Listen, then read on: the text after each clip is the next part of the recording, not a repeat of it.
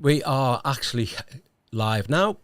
We've had a few, as we normally seem to do, a lot of technical issues, but hey, we managed to get around them. We're a little bit behind, but fantastic. So welcome to everyone who's come on to the live today.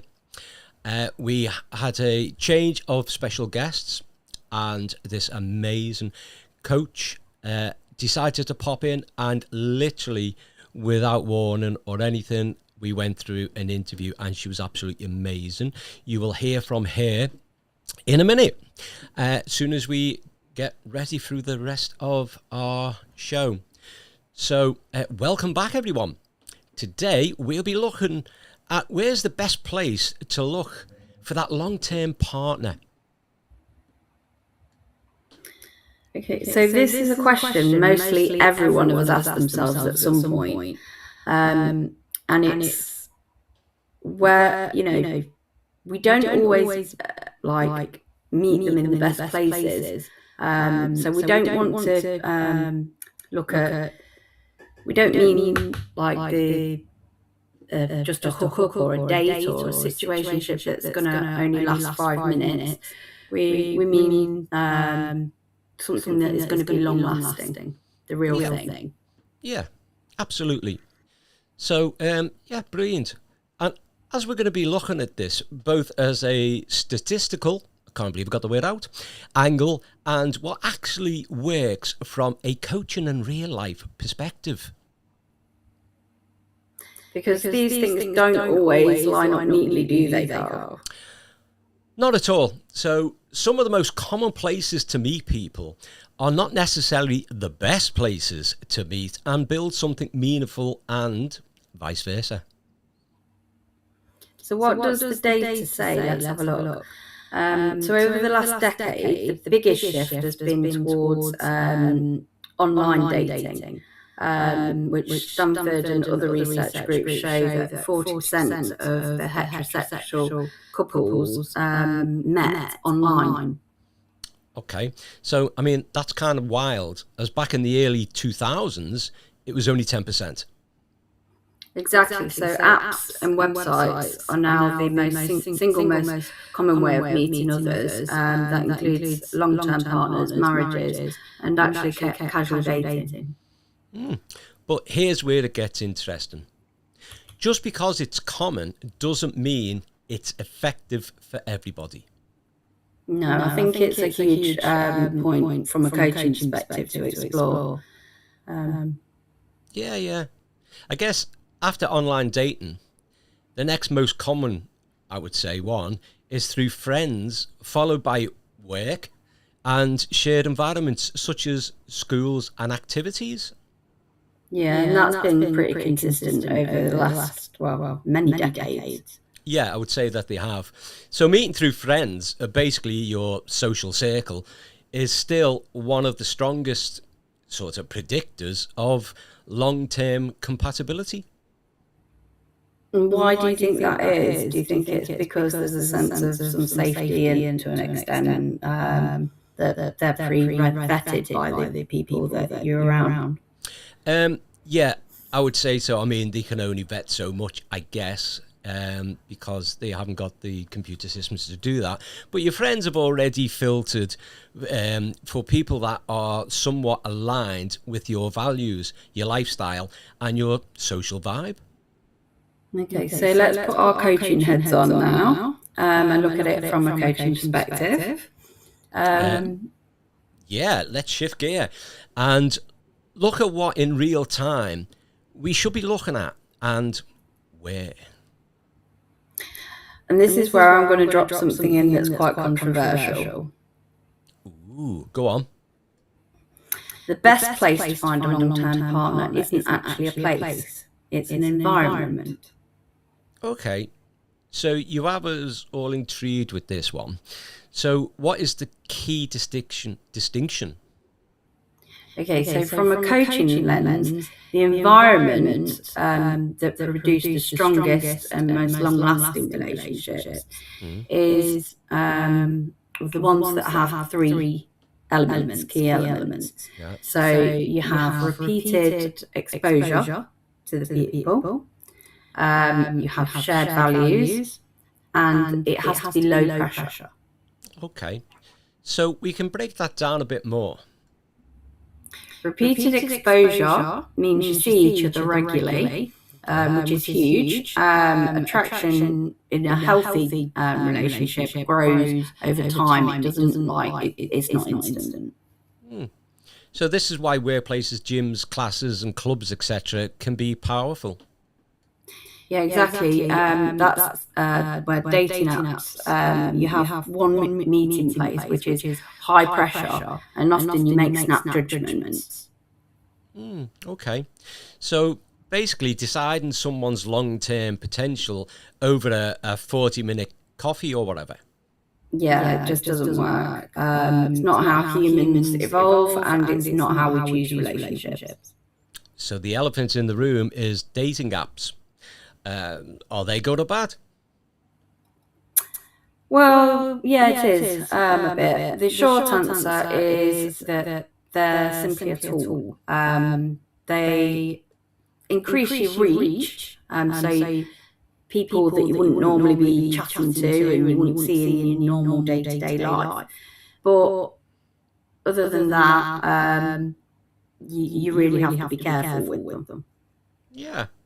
So they can also introduce choice overload. And the danger is then you might have too many options and no clear vision, which studies show then people are less likely to commit. Yeah, and unfortunately, keep you on the hamster wheel of looking for a better option. So essentially, you can be full of like avoidant style people that just treat people as disposable. Oh, right. So it creates what many psychologists may name as the paradox of choice. Yeah, from a coaching perspective, the issue is not the apps themselves, it's how we use them. So if we treat them like a numbers game, it's a recipe for burnout. But if we use them intentionally, there may be fewer matches, but they will be more focused, which can be leading to a longer term relationship. Yeah, exactly. They require less quantity, but you have to work harder to find the quality. And more discipline, and have a personal insight and vision yourself as to what's going to be right for you to get everything right. Yeah. Okay. So what about meeting through friends? This one many times is underrated. Yeah, I'd agree with that. Okay. So even though it's not as dominant as apps, relationships found this way tend to be more stable. Yeah, because entering into it like that, you've got context already. You already know something about the other person. There's a layer of social accountability there when it's within your social circle, and there's an overlap there. Yeah. So also, I guess attraction can grow more naturally. So nobody is forced in a romantic frame immediately. Yeah, exactly. So you might meet at a dinner or a party or a group event or whatever. So you're having shared fun times. Yeah. Okay. So again, from a coaching standpoint, one of the simplest strategies is just to say yes to more social interactions. Yeah, it sounds pretty basic, but it's very effective. So how about shared activities or work? This is where again it's interesting because workplaces used to be one of the top rated places to meet people, but now it's with more caution than that. Okay. So what do you think changed? I mean, they're still in the category, but with more caution? Yeah. I think it's because it's like due to professional boundaries being in place, basically. But underneath that, you've still got the proximity, the shared goals, the building of connections. So the same applies to hobbies and fitness and classes, etc. It's all the same, basically. So these environments are seen as gold from a coaching perspective. So why, you might wonder, I mean, why? Why would you wonder, Tracy? Quite simply because they combine all three elements that are needed.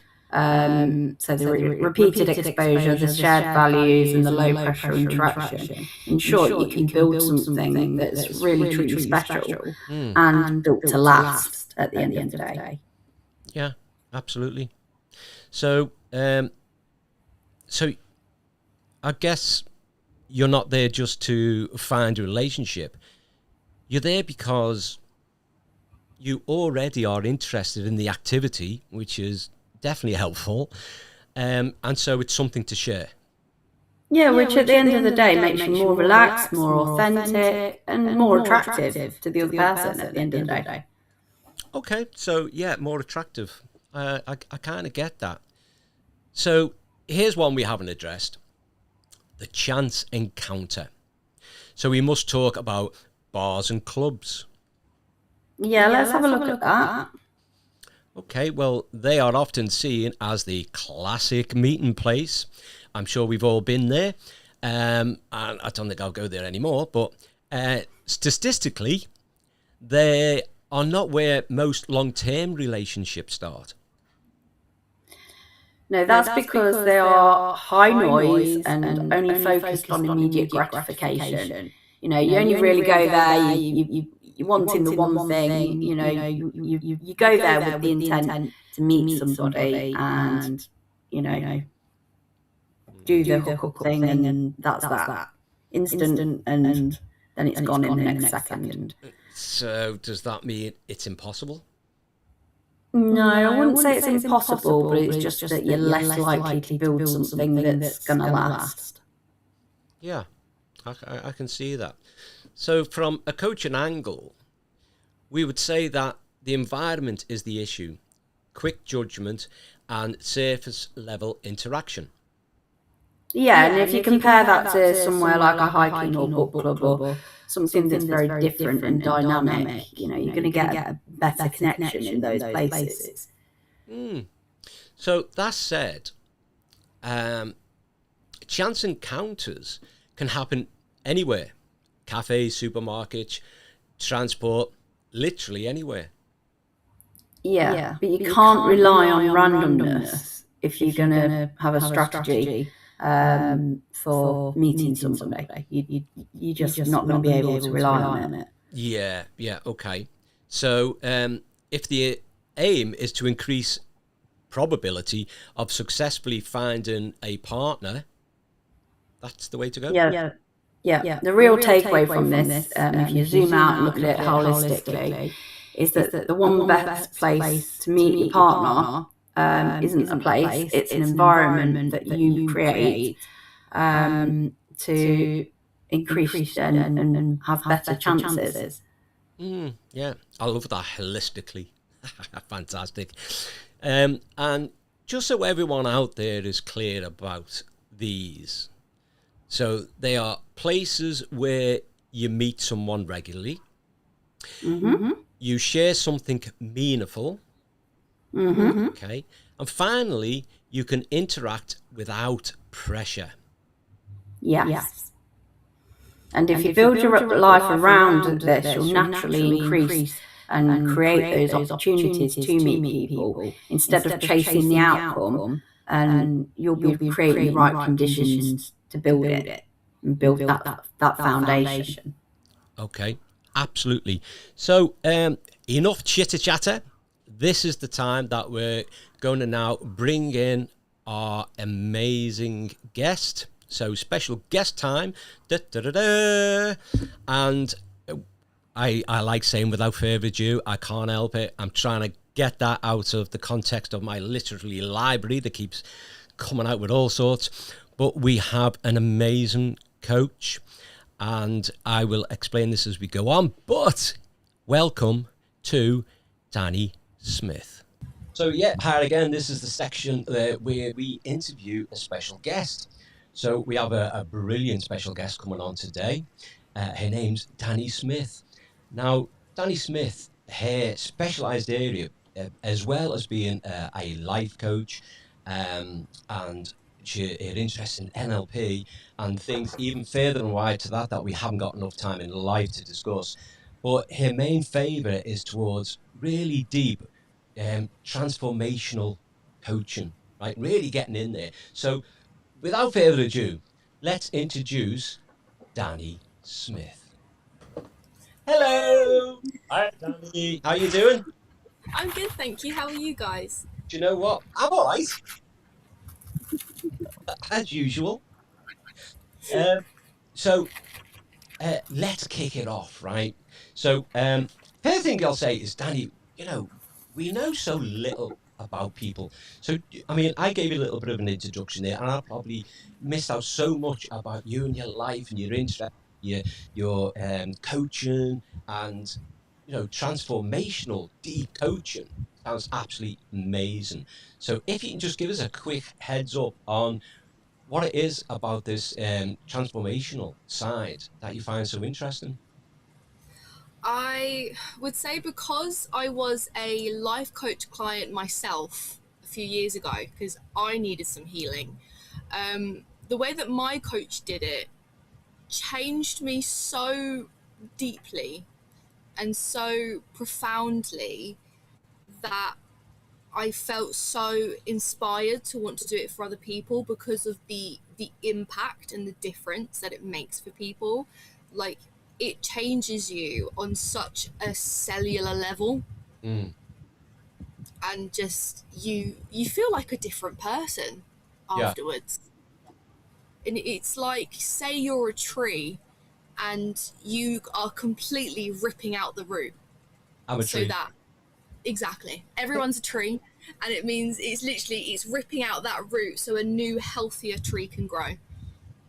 And that's like the premise of what I do and what I love to do.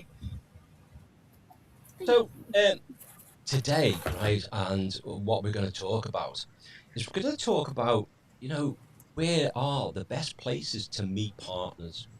Okay, so I know that before anyone's going, oh, this, that, and the other, and you're already in a relationship. So by all means, you can bring into how you met your partner and whether it relates to that was the best place or not. So feel free to. So, so in your view, what would you say a good place actually means? I think a good place means it's not just like a location, but it's also how you are in yourself, because you have to be in a good place within yourself in order to meet a partner and sustain a relationship and to have a relationship in a healthy way. Because you can meet partners left, right, and center, but the difference is actually creating a sustainable, healthy relationship. And you're not going to do that until you're in a good place in yourself. Yeah. And exactly, because you can meet them anywhere. You could literally bump into them on the street, you could meet them at the supermarket, you could meet them at a party. In my case, I met my partner because we were friends for 6 years, which personally I think it's probably one of the best ones, is to be friends with someone before. But it wasn't until I had done the work that I needed to do in order to be able to sustain a relationship that it then actually came in for me. Wow. Absolutely. I think you just answered about 6 other questions we were going to ask. I'm going to pass you over to Tracy.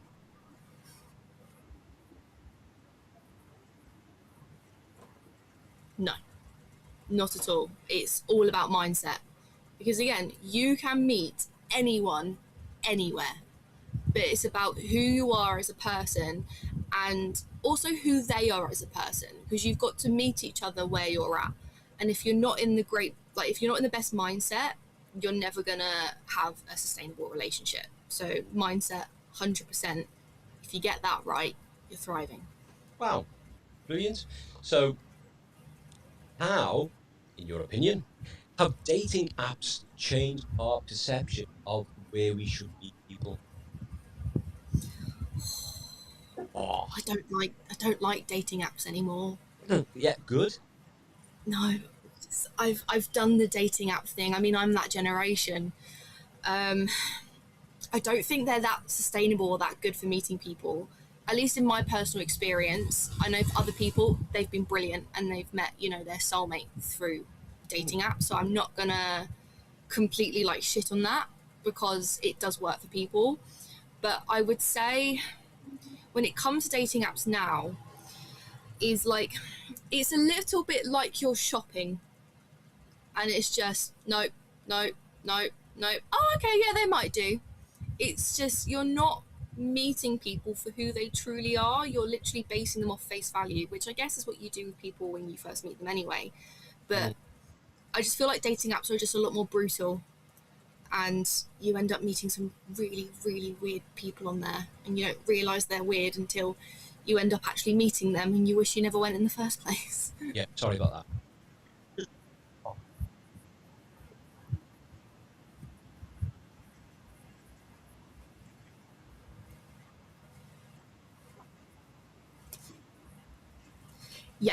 Yes, there is a hell of a lot more people like that than I would say people that want to actually be in a relationship. And you've really got to filter through all of that. Because again, when it comes to people with those avoidant personalities, is they will start off sounding like they are the best person in the world and that they are exactly what you want. And then the second they get what they want, they leave. So then you end up getting hurt. So yeah, there's definitely a lot of them, and you've definitely got to kind of find your diamond in the rough of who's actually there for the right reasons. Mm.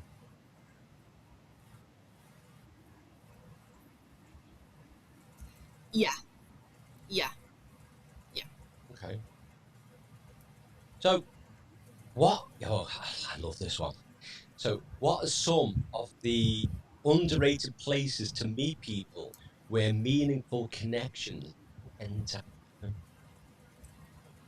Oh, that's a good question. Yeah, I mean, to me, an underrated place will probably be somewhere like the cinema.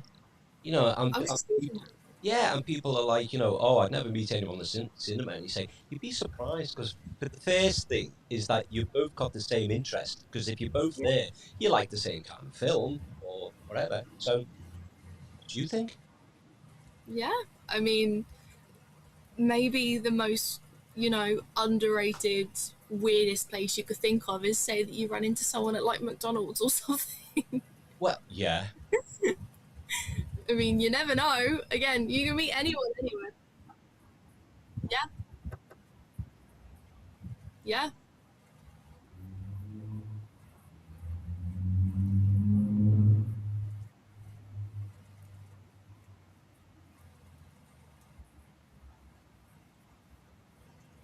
Probably not. Um, the most underrated places I would probably say is maybe like coffee shops.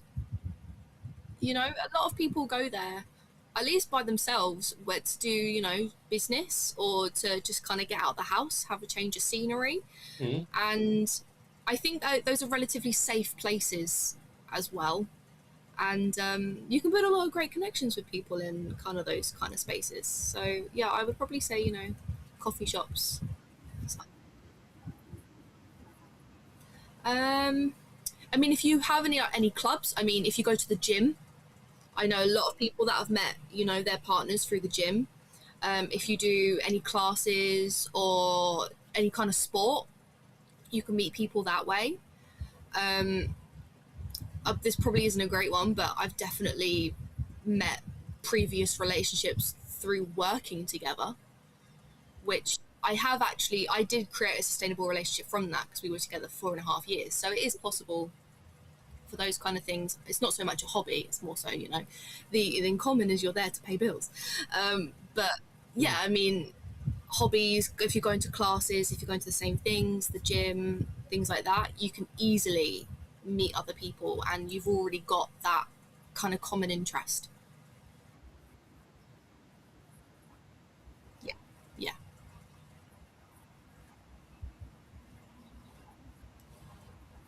exactly, exactly.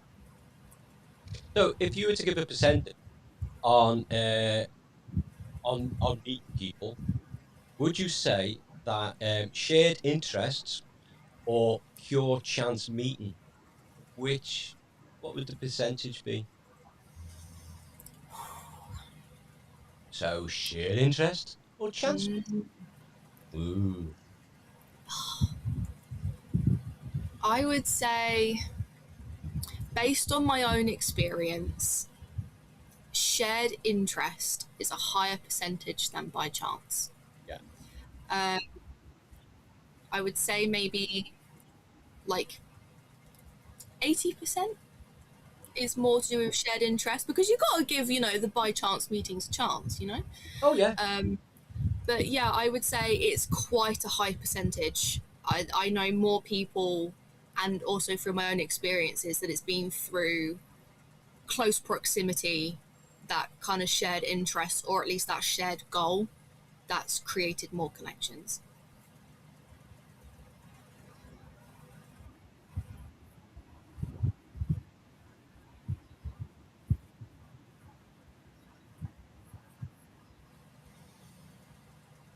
Hmm. Yes and no. I mean, I'm an ambivert, so I can go both ways. Um, Obviously, introverts and extroverts are naturally going to approach dating differently anyway, and I I would encourage people, whether they're introverts, to put themselves out there a bit more, and that should be their strategy, is to just be a little bit braver and to get out of your comfort zone. But then on the other end of the spectrum with extroverts, I would encourage them to maybe slow down a little bit and just be a little bit more aware of the room and aware of who's there. You don't have to be the center of attention all the time, especially if you're trying to find a partner. Just it's being a bit more mindful. So I would say when it comes to dating, introverts could learn something from extroverts and extroverts could learn something from introverts, Wow. and then eventually meet in the middle. And what are you? An Amber.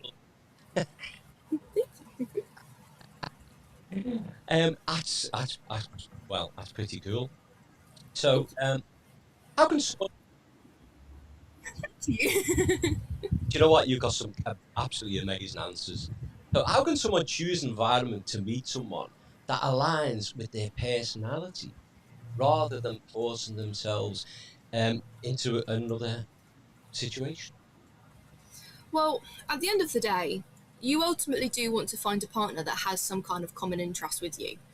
So going into those spaces that you already love will give you a higher chance of meeting someone that has that shared interest.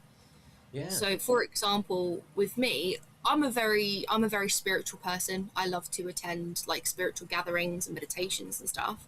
Yeah. If I wanted to find a partner now, I would feel more inclined to go to those kind of spaces where it's like mixed genders, to find someone that has that clear common interest that also means a lot to me.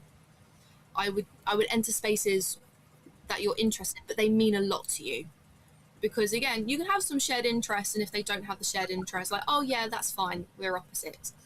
But where having a shared interest really matters to you, go into those spaces to probably find someone that has that, because that's what you essentially require, is a non-negotiable.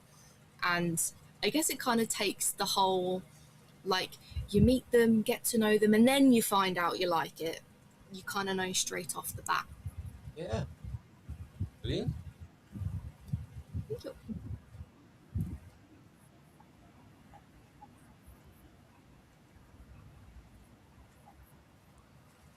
What places? I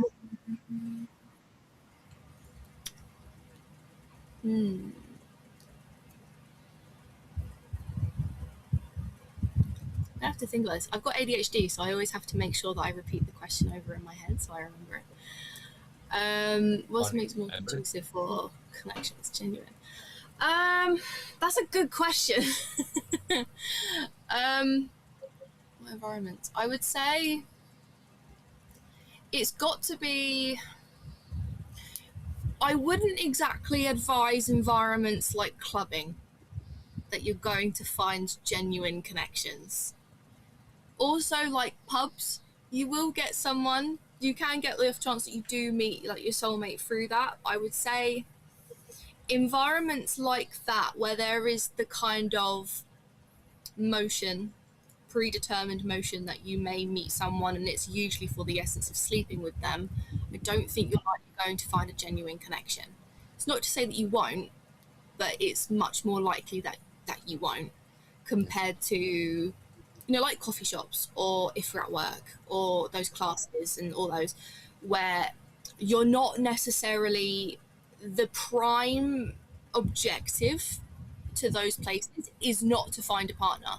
It can be obviously a little like hope, but with places like pubs and clubs, you are there with the objective of bedding someone. So at least with those other kind of environments, it's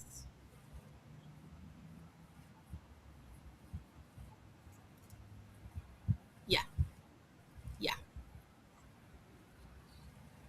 yeah, yeah, yeah, exactly. So, do you think it's easier to meet someone when you're alone or with friends? I would say with friends. The majority of the partners that I've had, and even obviously with my current partner, was with friends. Yeah. And I feel like when you're with friends, you don't have to have your guard up so much, because when you're on your own, especially if it does end up being a stranger, you will naturally have your guard up. But when you're with friends, you feel a lot more safe, you feel a lot more in yourself, and you feel a lot more open. So I would say it is better with friends, but it doesn't mean that it won't work if you are on your own. I guess it depends. Like, say for example, you are going to the gym on your own and then you meet someone there that is also on their own, maybe you see each other there quite often, then you might end up forming a connection that way. But you've got that familiarity of, oh, I see this person here quite a bit, I know that they're all right. Yeah. So I guess it depends kind of like on the circumstance as well. But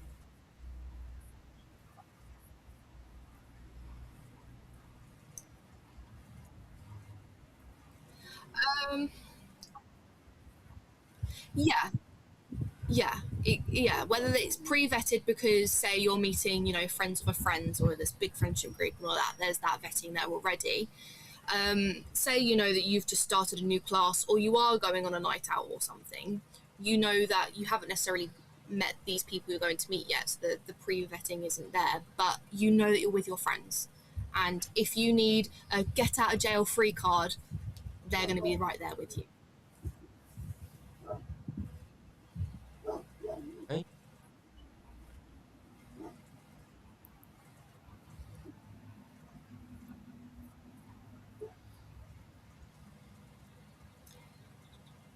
Honestly, I think it does come down to mindset, because you can meet anyone anywhere, and it can also be that you've already met them and you're not really looking. I think it does come down to mindset, honestly, because when you have that belief of, I can't meet anyone anywhere, it's just never going to work for me, your brain will look for evidence of that. So because it's looking for that evidence, it's going to find the evidence of, well, I can't meet anyone anywhere. The truth is, you can. It just comes down to having an open mind and just not being so harsh on yourself. Like, it will happen when it happens. And at least in my case, it was happening in front of me and I didn't even realise. It's just, it does come down to mindset. And if you're open and you don't put so much pressure on yourself, you're going to be so much more likely of finding someone. And if you are so convinced that you're never going to meet anyone and there's no place to find them, chances are you won't, because you're not letting yourself actually see it. You're blocking your own way. So you can meet anyone, anytime, anywhere. That sounds like a quote from Wild Success. It does. Exactly. You can use it in relationships too. You can find someone, anyone, anywhere, at any time. Absolutely. Well, I was going to say, what do you think the most common mistakes that people make when trying to meet partners in real life? I would say it's putting too much pressure on the potential of a relationship. Because whether you're meeting someone from, a dating site, or you've met them through like a common hobby or anything like that, and you're going on your first meeting, there is so much pressure to find out all these things about them to see if they're compatible with you. And I've definitely been a victim to this, where I've gone out and met people and instantly written them off. But that is so detrimental, because you're not going to really find anything if you're doing that, and you're being so hard on it. Because by being so hard on, being so focused on finding the right person, you are blocking the potential of actually building a genuine connection. So yeah, I would say you're being too hard on yourself, but you're also being too hard on the other person to meet your requirements, and you don't even know them yet. Yes. Yeah.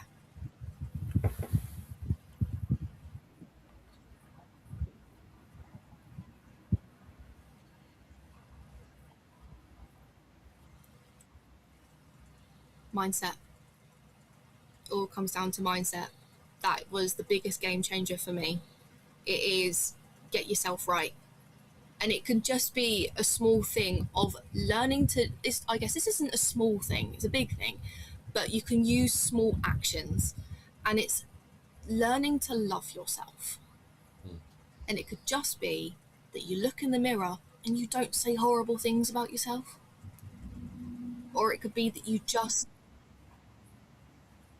it's so hard to do, but something like that makes a massive difference to your confidence. And confidence is something that really attracts a partner. If you're just a soppy mess all the time, you're not going to attract anyone. But if you can come with a bit of confidence, and even if it's a fake it till you make it, it does make a difference. And it could even just be that you just take a little bit more care of yourself. Like whenever you have like a bath or a shower, maybe you wash your hair just an extra time, or maybe you shave, or you do something that makes you feel nice. You've got to start from the inside in order for it to be reflected outwardly. So I would say, yeah, the small thing, but the most beneficial thing in the world that you can do is your mindset, and actually learning to love yourself. Because no one's going to love you if you don't love yourself. No. So you'll be glad to hear that is our questions, right? Okay. We are very time bound, so which is absolutely fantastic. I love some of your answers, are amazing. Well done. It's been an absolute privilege having you on. Would you like to add anything before we say our goodbyes? I'd just like to say thank you for having me. I've had fun. And if anyone wants to, have some really, really deep transformational coaching, hit me up. Yeah, so we will definitely be putting some of your contact details at the end of the podcast and that. So if you wish and you want to send me your details that you want advertising, then we'll certainly put that on there for you. Great. Yeah, Thank you for having me. been a star. It's great. So everybody, there you go, Danny Smith. What an absolutely amazing person, an amazing coach, and we'll see you soon. Thanks, Danny. Thanks, guys. Bye. So There we have it. That was this week's mistake. I will take full responsibility for that audio hitch, but it will be sorted out in post-edit, and hopefully it'll all be great, and you can hear the sweet tones of Tracy asking her questions. I should have maybe shouted out and say, Tracy, do a voiceover. Ask the questions again. And watch your lip sync, see how good you are at it. So, anyway, firstly, this is a section that we have changed slightly. And what we're going to do now is we're going to get into some lyrics of a song. Now, I'm going to say the lyrics, and I'm going to say it as difficultly as possible, because it's hard to say lyrics without the tune coming into your head and suddenly you rattle it off like it's the song. But I'm going to give you some lyrics, and what I want people to do is listen to them, and if you think that you know what the song is, then send a message in, call us, text us, or whatever you want to, and we will randomly pick the first winner of the show and contact you to forward you a prize. So, start getting your fingers going. Is everyone ready? So, here we go. Listen in. Tell me something, girl. Are you happy in this modern world? Or do you need more? Is there something else that you're searching for? I'm falling. In all the good times, I find myself longing for change, and in the bad times, I fear myself. So tell me something, boy. Are you tired of trying to fill that void? Or do you need more? Ain't it hard keeping it so hardcore? I'm falling. In all the good times, I find myself longing for change. And in the bad times, I fear myself. I'm off the deep end. Watch as I dive in. I'll never meet the ground, crashing through the surface where they can't hurt us. So, what do you think of that? So, without saying the name of the song, Tracy, and we see that it's a love song. Yeah.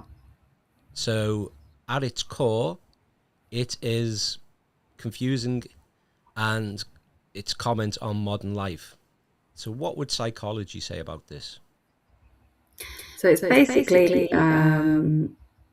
it's a song about vulnerability, and self-doubt, and fear of staying stuck in the same situation.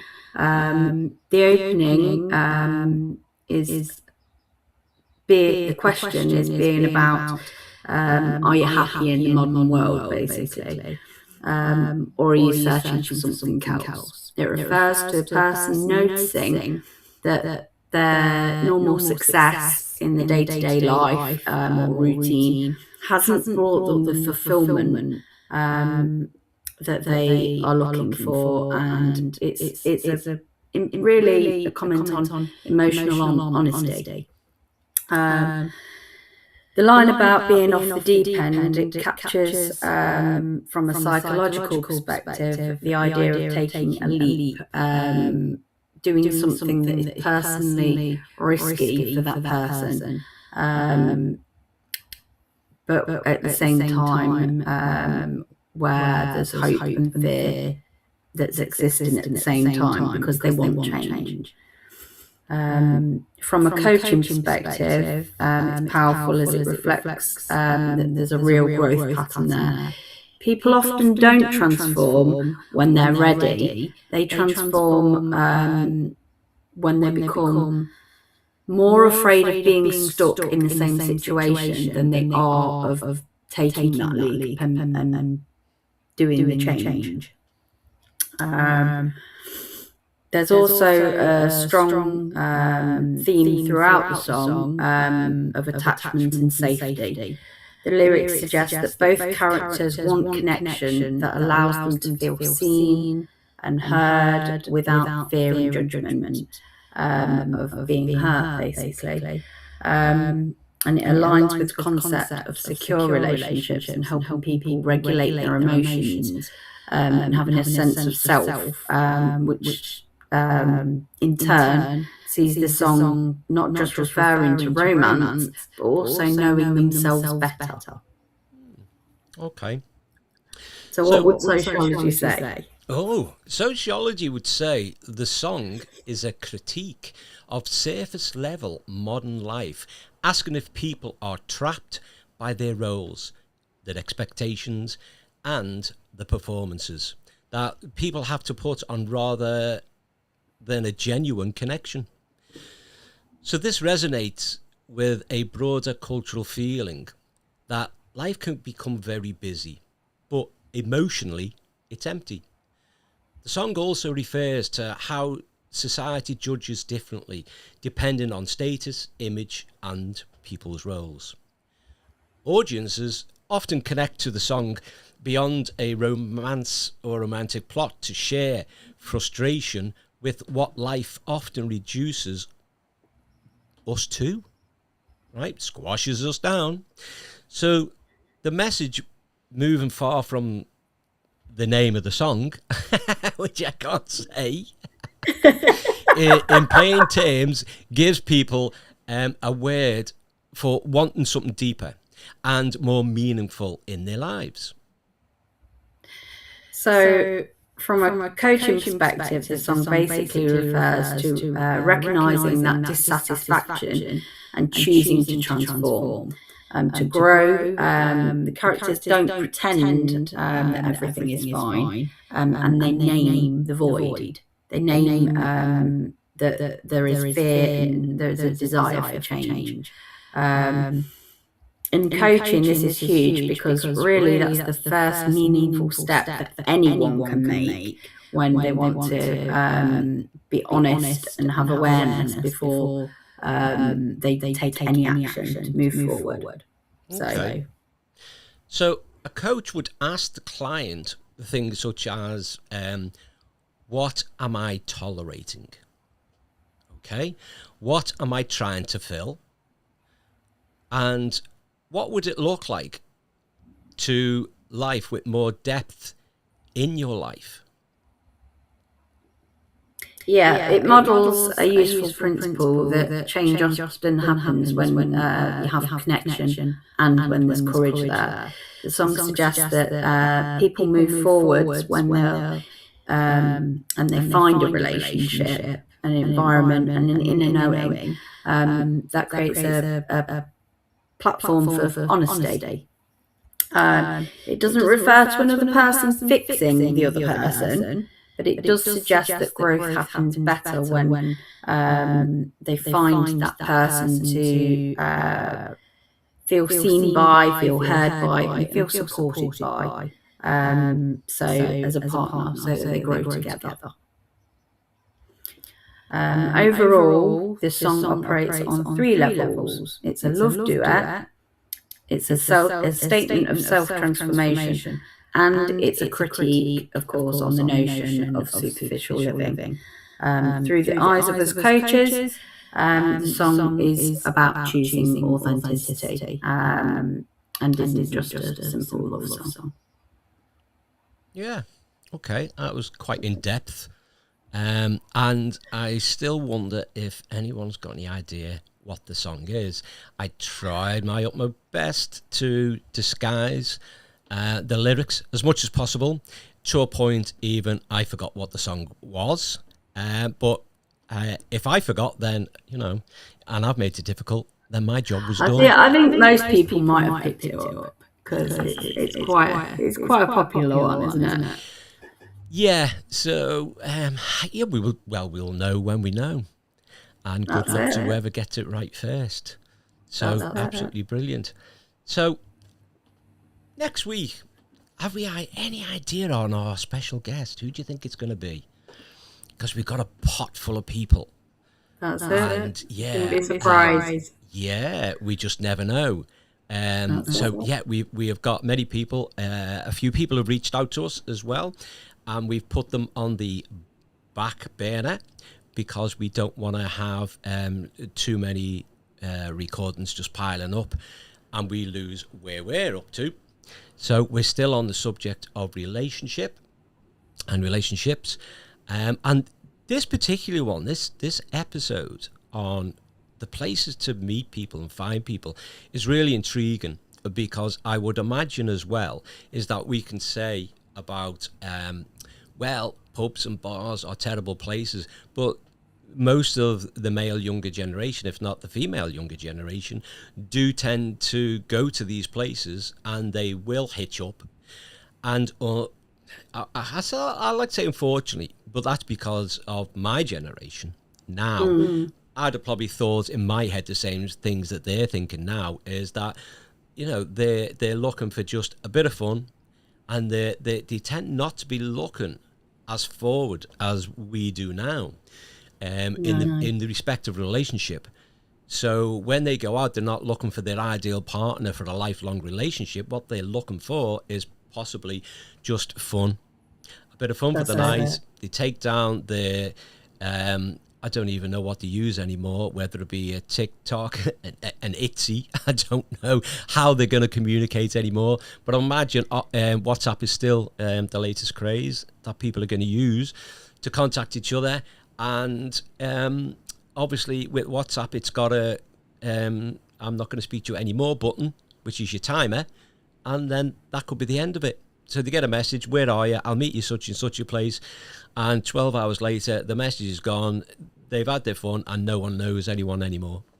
That's the end of that. I think it very much depends on the time of life, doesn't it, that you're at as to what you want, really. But yeah. I mean, if you are seriously looking to date and you are navigating that lifestyle at the moment, then definitely share out this episode, because I think it is important to hear where it is better to meet people and what conditions it's better to meet people under. If you are looking to have something more stable and healthy and long-lasting, because you definitely won't find it by just sort of going for the random meets, because you're just not building you're not creating that right environment for that. No. I kind of get that. And yeah, it's I'm more of a. Oh, in fact, I don't know what I am, to be honest. I don't know what category I'll put myself into on if I was going to find the perfect place. But I like the idea on when Danny was mentioned, like, coffee shops and things like that, and I thought, oh yeah, it's really quite a chilled, almost romantic place that you can meet. But on the same time, when I was thinking about coffee shops, for some reason I had that funny little chain of coffee shops that really sell them £1 pasties and things, and I thought that's not going to be the place. It's got to be a bit more upper class to meet. I don't know. I don't think it really matters about. Well, it depends on the person about where they want to date you or whatever. Because don't forget, it's not really about the place that you go and you have your dates or whatever.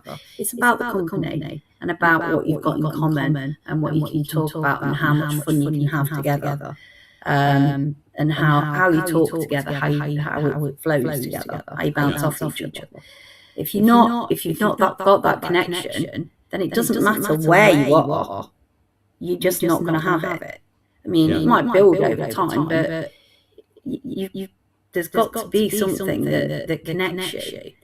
And if you haven't got that, then you're not going to have a foundation to build on. Yeah. And I guess where Danny was saying that she met her partner while they were friends for, 6 years? 6 years And friendship. she wasn't aware that it was building. She wasn't aware that it was happening because it was happening so slowly. Well, I think 6 years is pretty slow, yeah.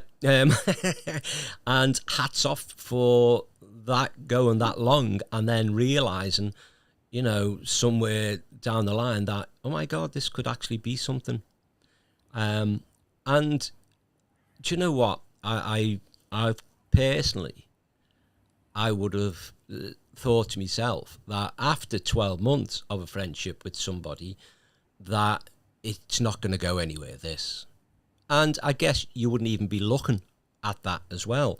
It'll just be your mates, and that would be going on in your head all the time. And your presumption will be that would be going on in their head all the time, that there's never anything there. But not necessarily. My question is, which one buckled first? Who let the cat out the bag? That's it. Danny, you'll have to tell us which one of you. Interrogate. Yeah. Which of you failed the friendship circle and just went out there and said, maybe this could go a little bit further.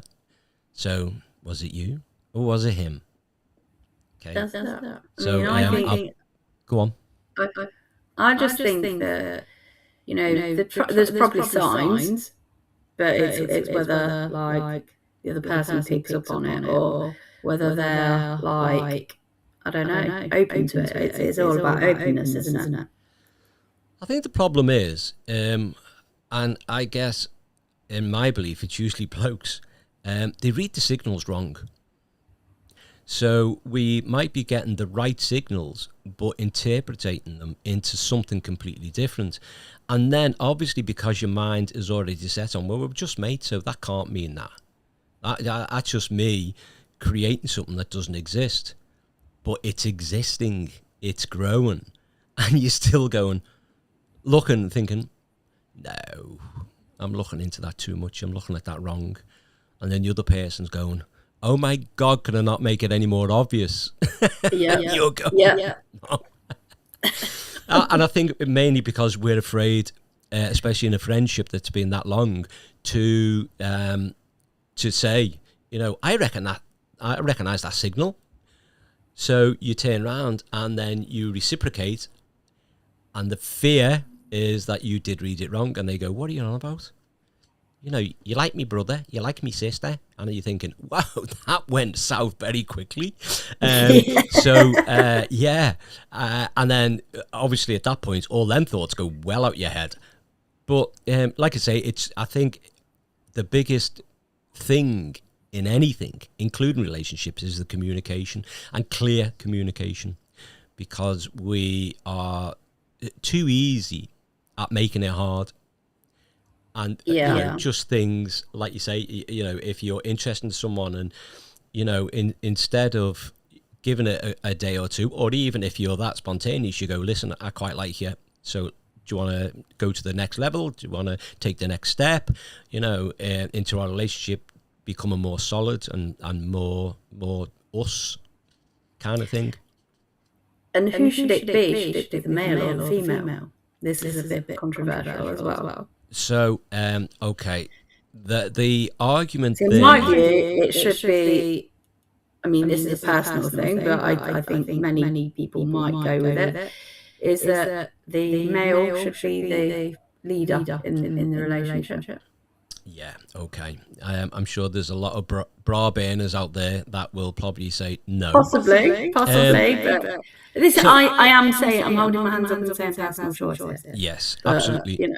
But I do understand that. It's like their role to be provider, protector kind of a thing. Yeah. So there's still a lot of ladies out there that prefer the man to do the first step.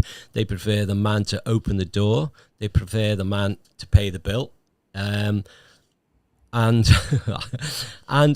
I don't really see anything wrong with that. But as long as you don't, in the same sentence, start saying, yeah, but I want this, and, you know, you don't need to do that or whatever. But then if you're prepared to wash the dish at the same time... Oh God, someone's going to send me some hate mail on that. So I'll clarify that I actually do all the dishes in this household.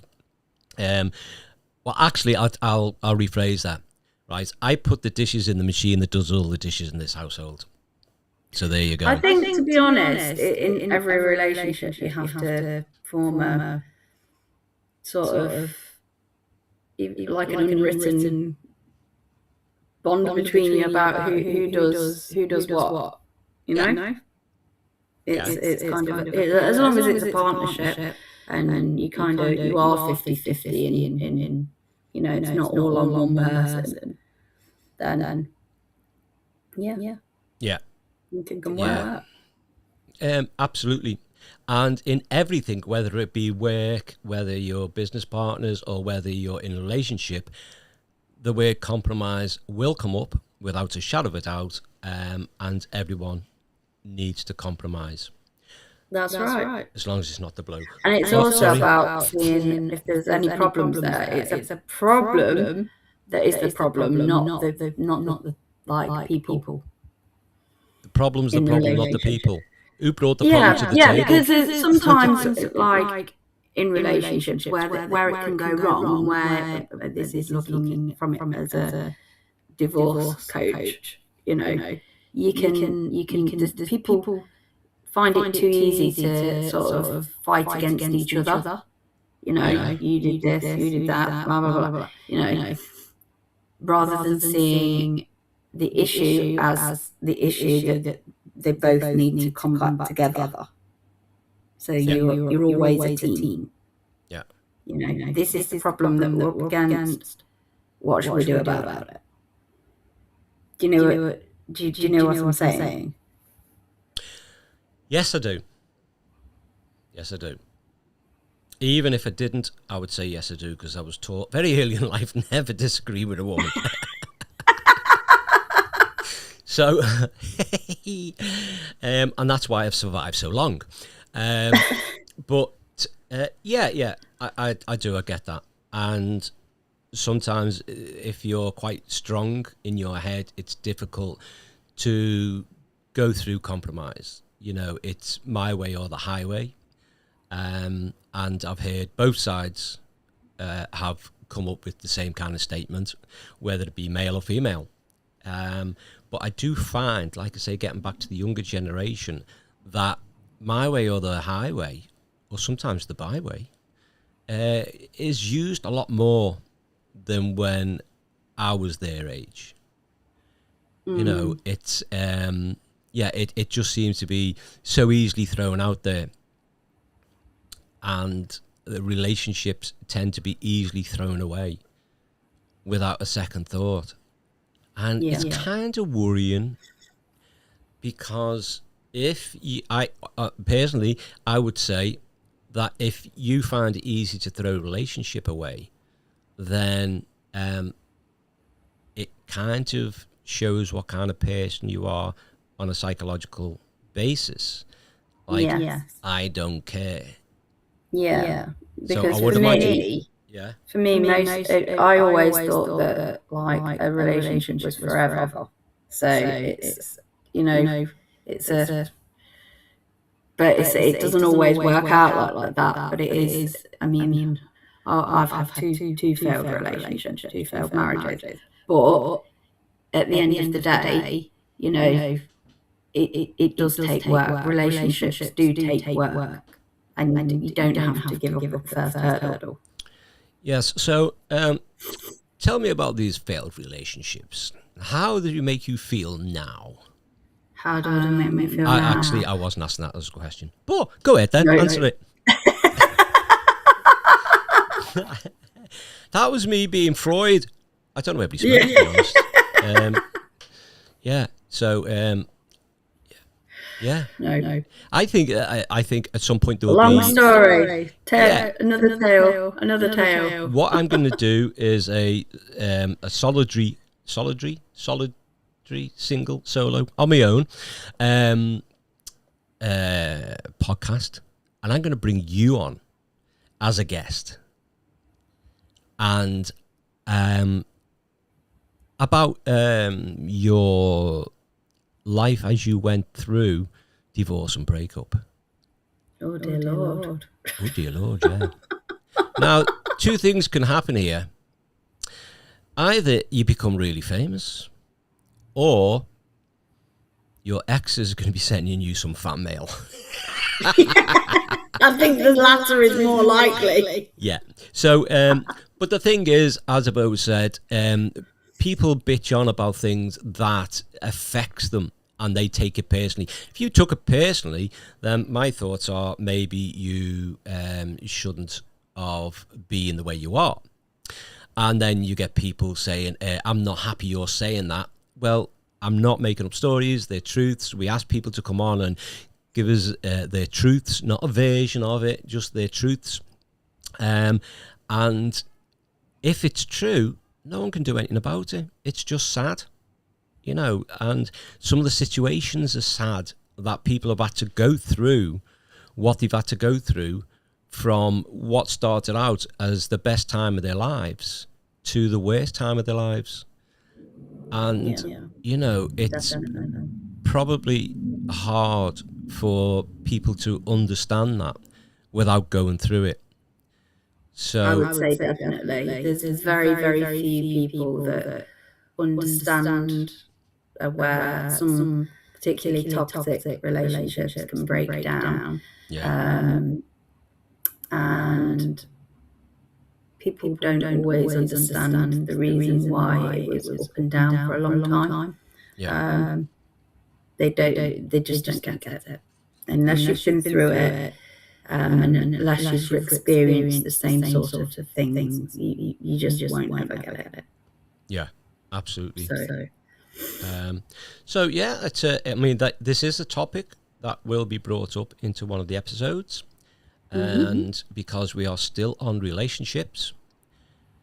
So relationships, it starts with meeting someone, and we're going to go through all parts of the relationship, right through to those who decide to get married, and to those who got married and it worked incredibly well up to this point, and those who went through marriage and it ended up with breakup, or it went right down to divorce.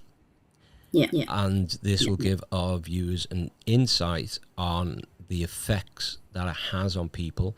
And it's not just the people who are breaking up that affects, it's the family, it's kids, and pets. Yeah. People always forget about that. Yeah. And also, like, to look at what happened, like, in between, or how it started out, and how maybe to a point, people often miss red flags. They miss the red flags, and often that's not on purpose. That's because they have so much hope inside that things are going to be okay. Yeah.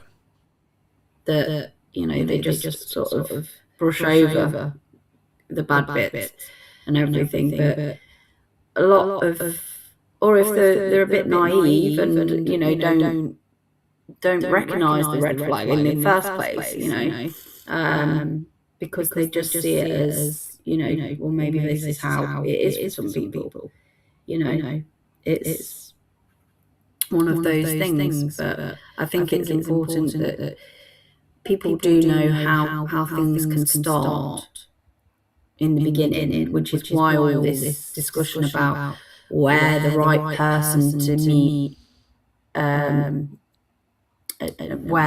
is the right environment, where, you know, and how long you should know them, and etc.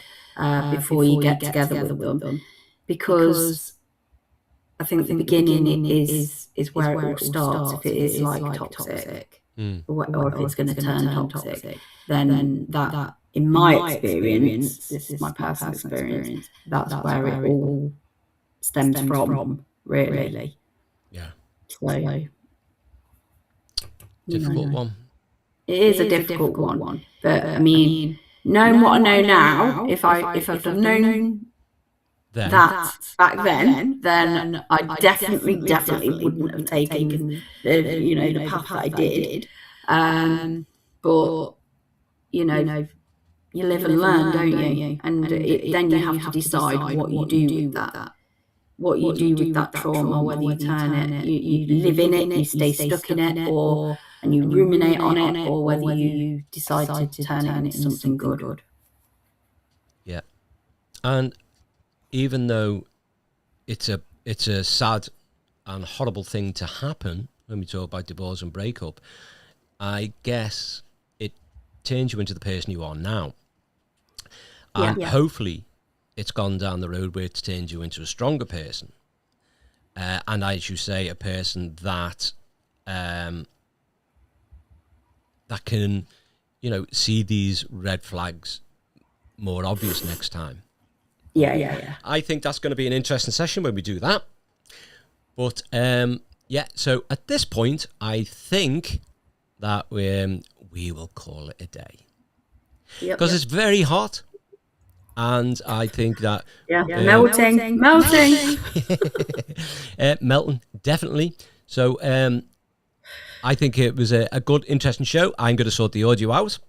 And on YouTube, the audio will be set on there. So we won't look at you doing your miming. So see you all then. Have a great time. And I will shoot you, by the way. Yes. It's lucky that there's quite a distance that not even the best sharpshooter will make that hit. But yeah, so see you again on Friday. Take care and have fun. Bye. See you later. Bye, everyone.